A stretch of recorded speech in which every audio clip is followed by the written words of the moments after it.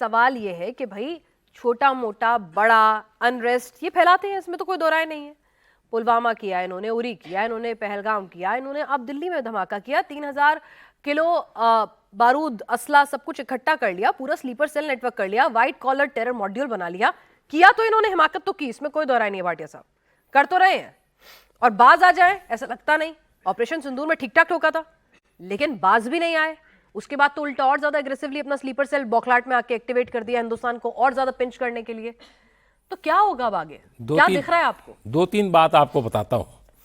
पहली बात तो अगर आप सोचते हैं कि पाकिस्तान बाज आ जाएगा, पाकिस्तान बाज नहीं आएगा। पाकिस्तान को हमने इस फॉर्म में खत्म करना ही पड़ेगा। अगर हमने उसको खत्म करना है तो क्या करना है, उसको तोड़ना ही पड़ेगा। हमने खाली पीओके की बात नहीं करनी, हमने पाकिस्तान को तोड़ना है। और जो उसके सरगना है, जो उसकी फौज है, अब वो फौज नहीं है, वो भी टेररिस्ट है यूनिफॉर्म में, और उसका हेड कौन है? आसिम मुनीर।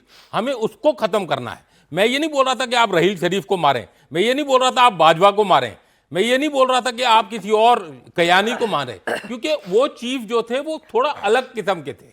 लेकिन जब मुशर्रफ हुआ और ये जो अभी आसिम मुनीर हुआ, ये टेररिस्ट के सरगना है, खाली यूनिफॉर्म में है। और दूसरा, आप ये बोल रहे हैं कि वो कुछ नहीं है, तो न्यूक्लियर बटन उसके पास है, कोई फर्क नहीं पड़ता। रशिया तो न्यूक्लियर यूज कर नहीं पाया, इजराइल ने कभी बोला नहीं करने को, नॉर्थ कोरिया नहीं कर पाया, पाकिस्तान कर लेगा।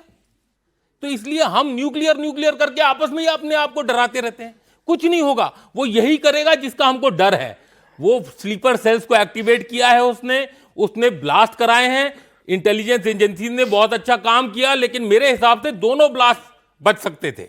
एक ऐसा ब्लास्ट जो कि 10 दिन पहले अगर आपको पोस्टर मिल गए थे, आपको एक्सप्लोजिव मिल गए थे, आपको वो गाड़ी का नंबर मिल जाना चाहिए था, और उसके बाद फेस स्कैन में वो किसी ना किसी टोल पे पकड़ा जाना चाहिए था। वो 10 दिन वो नू में बचा रहा, तो हमारी इंटेलिजेंस को और तगड़ा करना पड़ेगा। आपको चोट मारनी पड़ेगी, फिक्स करना पड़ेगा कि किसको मारना है, और उसको मारने के लिए आपको जैसे मोहम्मद के हेड्स को, एलईटी के हेड्स को, उनका जो नंबर 2 है वो हनीफ, और वो जो अब्दुल रऊफ जो कि कोटली में फूल माला पहना रहे थे और फूल बरसा रहे थे ये इस बॉम्ब ब्लास्ट के बाद, आपको उनको मारना पड़ेगा। आपको डीजी आईएसआई और इसके सीडीएस को मारना पड़ेगा। आपको ये टारगेट्स बनाने पड़ेंगे। आपको रियल टाइम इंटेलिजेंस लेनी पड़ेगी, उनको फिक्स करना पड़ेगा, उनको ढूंढना पड़ेगा, उनको ट्रैक करना पड़ेगा, और फिर ड्रोन के हवाले उसको जन्नत पहुंचाना पड़ेगा, जन्नत या जहन्नुम जो भी उसके जहां पर हूरे मिलेंगी उसको। तो आपको ये टारगेट बड़ा क्लियर होना चाहिए। हम करेंगे, अगर वो हिमाकत करेगा, वो कर रहा है, करता रहेगा जब तक आप उसको तोड़ोगे नहीं। तो हमको बड़ा क्लियर होना है कि हमको पाकिस्तान अवाम से बदला नहीं लेना, जैसे जनरल गुप्ता ने बोला, लेकिन ये जो टेररिस्ट के सरगना हैं उनको हमने खत्म करना है। तो ये हमको सोच के इस तरफ हमको चलना पड़ेगा। गवर्नमेंट आज नहीं बोल सकती कि इसके तार जैसे मोहम्मद से जुड़े हैं, इसके तार एलईटी से जुड़े। मैं बोल सकता हूं, मैं इस्लामाबाद में 3 साल रहा हूं, मेरे को पता है उनकी सोच क्या है। और जब तक आप उनकी लीडरशिप, टेररिस्ट की लीडरशिप को नहीं खत्म करोगे, और दूसरे के आने में टाइम लगेगा, तब तक और देखेंगे। लेकिन ये बहुत जरूरी है, इस तरफ हमको चलना पड़ेगा। चलिए, तो हमें अपने टारगेट जीरो इन करने होंगे, और ऐसी हिमाकत बार बार ना हो, इसके लिए हेड्स को अब जवाबदेही देनी होगी। वो हेड्स वर्दी में हो, प्रॉक्सी हो, कैसे हो, ये हमें आइडेंटिफाई करना है और इतना बोल्ड एक्शन लेना है। आप लोग भी अपने सवाल तैयार रखिएगा, आगे आपके भी सवाल लेने हैं। बैल साहब, सर ने कहा न्यूक्लियर बोगी, ठीक है, चला, रशिया भी नहीं सका, नॉर्थ कोरिया, सर ने सबका एग्जाम्पल दिया, लेकिन पाकिस्तान कहता है जब मैं मरूंगा ना, तुमको भी लेके मरूंगा, मेरे पास खाने के लिए पैसा नहीं है, आग लगी पड़ी है मेरे मुल्क में, उसका बंटवारा होने लग गया है, मैं बटन दबा भी दूंगा तो क्या ही हो जाएगा, मुझे क्या खत्म करोगे, मरे हुए को क्या मार लोगे। मतलब एक होता ना फेल्ड स्टेट है वो।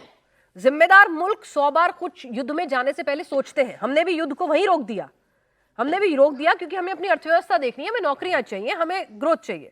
लेकिन ये तो, इनको क्या चाहिए, इनको कुछ नहीं चाहिए। जो आप बोल रहे हैं पेनाज जी, टेम्पा में जाके मुनीर ने भी यही कहा था, हम आधी दुनिया को साथ लेके जाएंगे। लेकिन मैं आपको बताना चाहता हूं, जितने भी ये टेररिस्ट टाइप लीडर्स होते हैं जो आर्मी के जनरल बन जाते हैं, तो ऐसे, मैं पाकिस्तान की बात कर रहा हूं, हमारे देश की नहीं, हमारे देश के जनरल्स को देखिए आप, छाती चौड़ी है, इनके मेडल लगे होते हैं इनके यहाँ पे, देश के लिए कुर्बान होने को आज भी तैयार है। मैं पाकिस्तान के जनरल्स की बात कर रहा हूं। ऐसे जो कायर लोग होते हैं ना, जो अपने ही देश के अंदर अपने ही लोगों पे बॉम्ब गिराते हैं। क्या आपको मालूम है कि टीरा वैली के अंदर फाइटर जहाज का इस्तेमाल करते हुए उन्होंने प्रिसीजन गाइडेड बॉम्ब, जो बहुत एक्यूरेट होते हैं ना, जो स्मार्ट बॉम्ब होते हैं, वो उन पे मार के उनको मारा, अपने लोगों को 36 से 44 अपने लोगों को मारा है वहां पे। उसमें कई महिलाएं और बच्चे भी थे। और आज का जो उनका चीफ मिनिस्टर है खैबर पख्तूनवा का, वो क्या बोल रहा है, सोहेल अफरीदी, उसने कहा है कि पाकिस्तान आर्मी इनोसेंट पख्तून्स को, पश्तून को पख्तून भी बोलते हैं, और उनको मारा है, मार रही है, और रोज ड्रोन के भी हमले होते हैं वहां पे और इनोसेंट्स को मारा जाता है। ये वेपन है, न्यूक्लियर वेपन्स, पाकिस्तान के पास 172 है, हमारे पास 180 है। पाकिस्तान के ज्यादातर न्यूक्लियर वेपन जो हैं वो टैक्टिकल है, यानी कि 5 से 20 किलो टन के। भारत के पास जो है वो ज्यादा शक्तिशाली है, सैकड़ों किलो टन के अंदर आते हैं। और सबसे बड़ी बात मैं ये बताना चाहता हूं कि ये जो स्ट्रेटेजिक वेपन्स होते हैं, ये वेपन्स ऑफ डिटरेंस होते हैं। ये लड़ाई ना शुरू हो इसलिए होते हैं, ये इसलिए नहीं होते कि इसका इस्तेमाल करके ना केवल हम पर सारा वर्ल्ड डिस्ट्रॉय हो जाए। म्यूचुअली अश्योर्ड डिस्ट्रक्शन, सरफरोशी की तमन्ना अब हमारे दिल में है, देखना है जोर कितना बाजुए कातिल में है। मैं पाकिस्तान को चैलेंज करता हूं, आपके चैनल से चैलेंज करता हूं, न्यूक्लियर वेपन निकाल के दिखाओ। अरे आपके न्यूक्लियर वेपन की बात करते हैं, ऑप सिंदूर के अंदर जब हमने सरगोदा पे बॉम्ब गिराया था तो आपका पूरा किराना हिल्स, जहां पे ये न्यूक्लियर वेपन स्टोर होते हैं, ऐसे वो लोग कहते हैं, अमेरिकन कहते हैं, उसको हिला दिया थे। इतना हिलाया था कि अमेरिका के जहाज वहां आ गए थे चेक करने कि क्या न्यूक्लियर वेपन एक्सप्लोड तो नहीं हो गए।